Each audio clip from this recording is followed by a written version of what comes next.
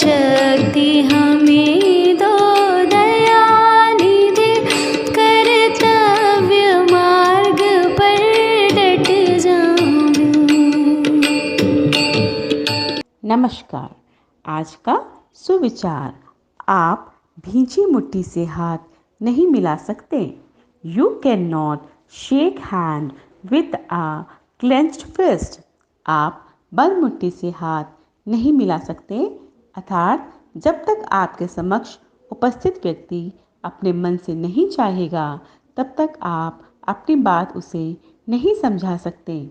दोनों सीखने और सिखाने के लिए तैयार होने चाहिए।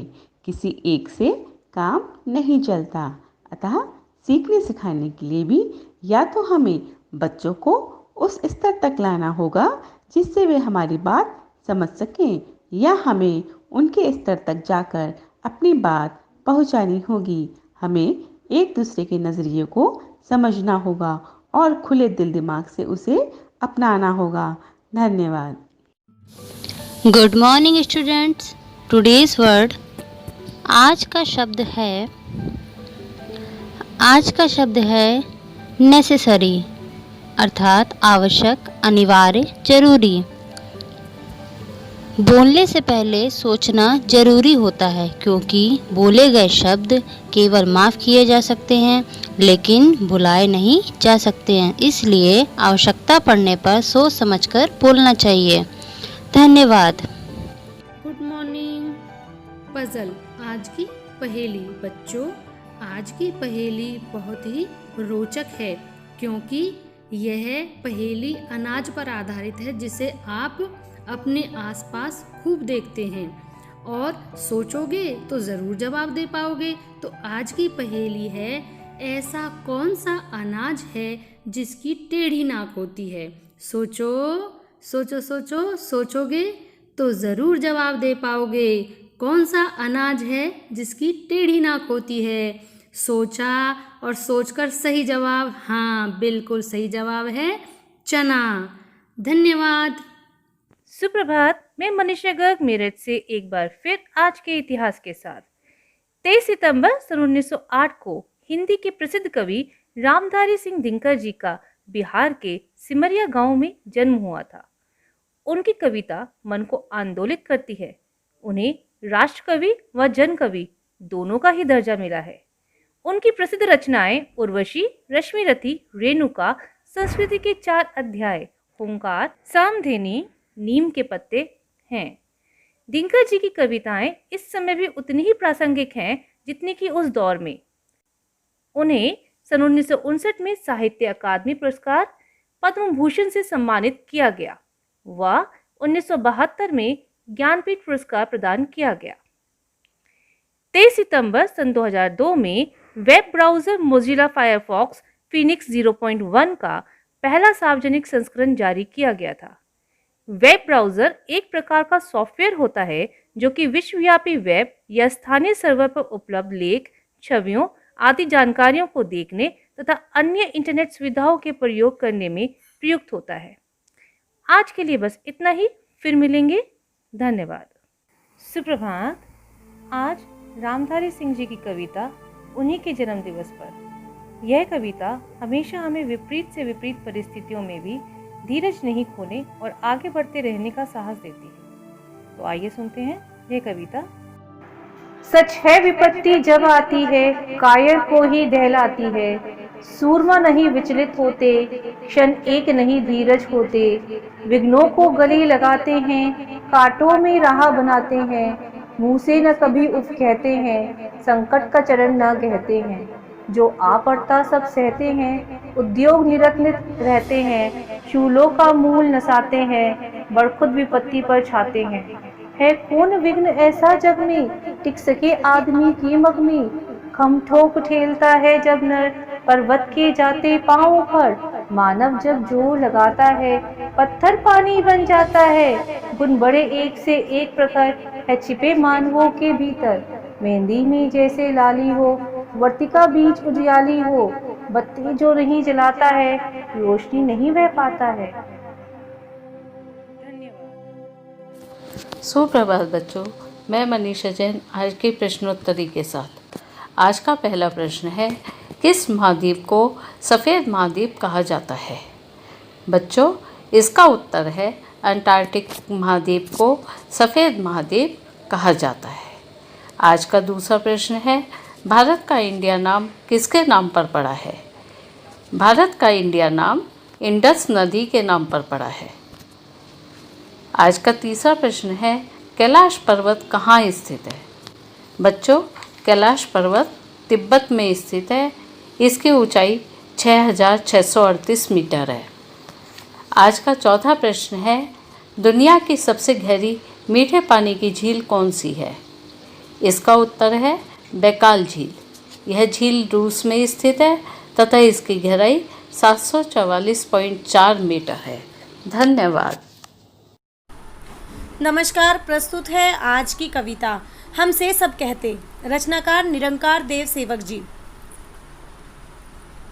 नहीं सूर्य से कहता कोई धूप यहाँ मत फैलाओ, कोई नहीं चांद से कहता उठा चांदनी को ले जाओ, कोई नहीं हवा से कहता खबरदार जो अंदर आई, बादल से कहता कब कोई क्यों जलधार यहाँ बरसाई, फिर क्यों हमसे भैया कहते यहाँ न आओ भागो जाओ, अम्मा कहती है घर भर में खेल खिलौने मत फैलाओ, पापा कहते बाहर खेलो खबरदार जो अंदर आए, हम पर ही सबका बस चलता जो चाहे वह डांट बताए।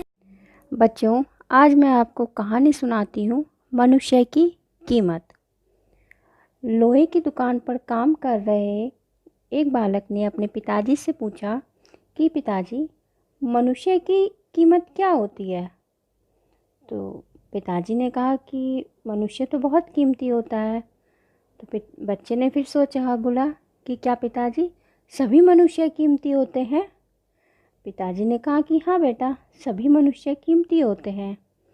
बच्चे को कुछ समझ नहीं आया, सोचता रहा। फिर बोला, अगर सभी मनुष्य कीमती होते हैं तो फिर इसमें कुछ गरीब और कुछ अमीर क्यों होते हैं? किसी की लाइफ में बहुत रेस्पेक्ट होती है, किसी की बिल्कुल नहीं होती। ऐसा क्यों है? जब सभी मनुष्य कीमती हैं तो सभी एक जैसे होने चाहिए। पिताजी बच्चे को देखते रहे और बहुत शांत स्वभाव से सोचने के बाद वो एक स्टोर रूम में गए। वहाँ से एक लोहे की रोड लेकर आए। उन्होंने बच्चे से पूछा कि बेटा, इसकी कीमत बताओ कि क्या होगी। बच्चे ने देखा और बोला कि इसकी कीमत 200 रुपये।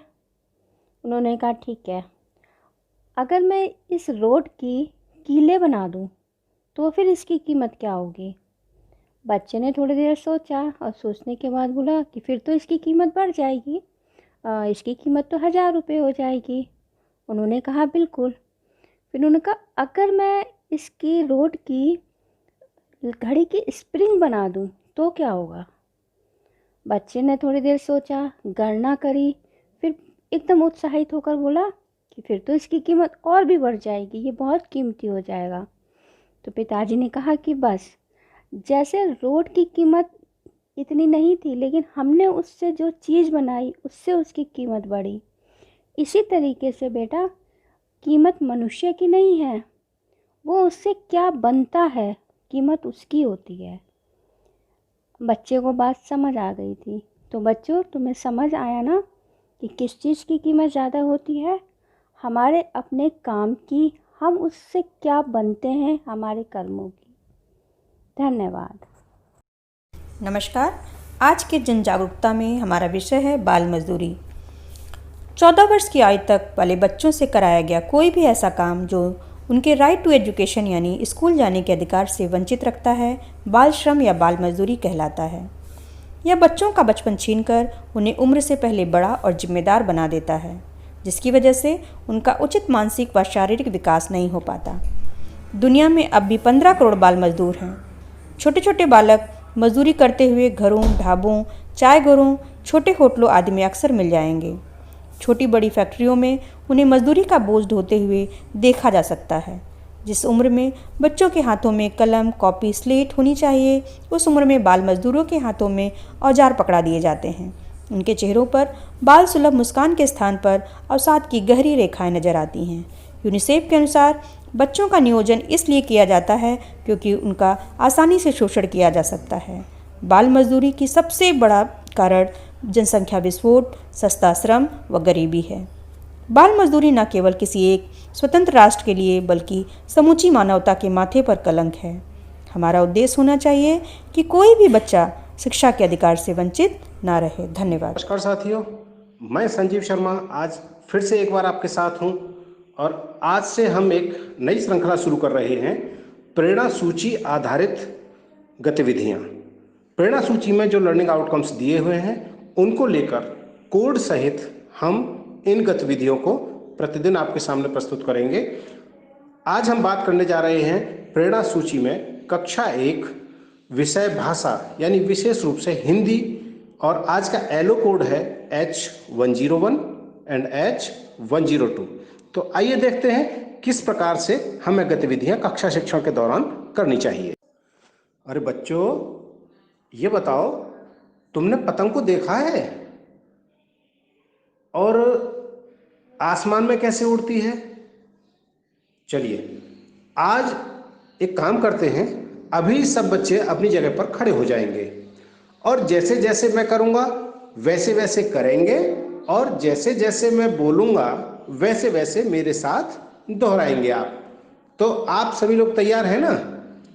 हम आज कुछ ऐसा करने वाले हैं जो आप सबको बहुत अच्छे से लगेगा। तो चलिए शुरू करते हैं। मेरे साथ साथ बोलेंगे, सर सर सर सर उड़ी पतंग, फर फर फर फर उड़ी पतंग, इसको काटा उसको काटा, खूब लगाया सैर सपाटा, अब लड़ने में जुटी पतंग, अरे कट गई लुटी पतंग, सर सर सर सर उड़ी पतंग, फर फर फर फर उड़ी पतंग। अब आप सभी बच्चे इसे दोहराएंगे और जैसे जैसे मैंने किया है फिर एक बार वैसे ही करेंगे। चलो, तो फिर देखा तुमने कितनी मस्ती के साथ पतंग उड़ती है, और जब उड़ रही होती है कोई दूसरी पतंग आती है और उसे काट देती है। पतंग कट के फिर दूर कहीं जाके गिर जाती है। चलो आज पतंग बनाना सीखते हैं। निकालिए अपनी अपनी कॉपी और बनाइए एक रंग बिरंगी पतंग, और पतंग बना के हमें दिखाइएगा किसकी पतंग बहुत अच्छी बनती है। तो तैयार है ना आप सब? चलिए बनाइए पतंग। शिक्षक विशेष रूप से ये ध्यान रखें कि जब भी कोई गतिविधि करा रहे हों, गतिविधि में आपकी सक्रिय सहभागिता जरूरी है, लेकिन आपसे ज़्यादा सक्रिय आपके छात्र होने चाहिए। और इस प्रकार से रोचक प्रस्तावना के साथ अपनी बात कहें कि बच्चों को इंटरेस्ट आए, बच्चे ध्यान से सुने, और जब वो प्रोनाउंसिएशन यानी उच्चारण कर रहे हों तो विशेष रूप से ध्यान रखें कि आपके साथ वो सही उच्चारण बोल रहे हैं अथवा नहीं। तो कराते रहिए गतिविधियां, हासिल करते रहिए प्रेरणा लक्ष्य। फिर लेके आएंगे हम आपके सामने प्रेरणा सूची से दूसरे कोई एलो कोड के साथ। फिर बात करते हैं। बहुत बहुत धन्यवाद।